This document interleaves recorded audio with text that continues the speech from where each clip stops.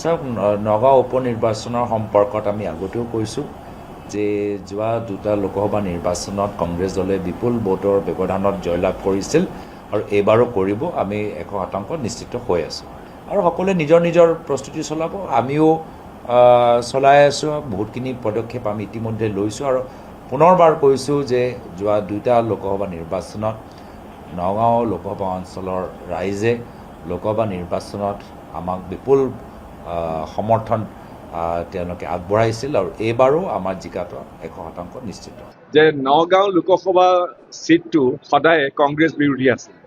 সুদীৰ্ঘ ৩৫ বছৰ কাল 1984 চনৰ পৰা প্ৰথম 15 বছৰ অগপৰ নগাঁও লোকসভাত অগপৰ প্ৰাৰ্থী জিকে আৰু 1999 চনৰ পৰা 2019লৈকে 20 বছৰ কাল বিজেপিৰ প্ৰাৰ্থী জিকিছিলে। গতিকে গৌৰৱ গগৈয়ে যিটো কথা কৈছে তেওঁৰ ইতিহাসটো পাহৰি গ'ল।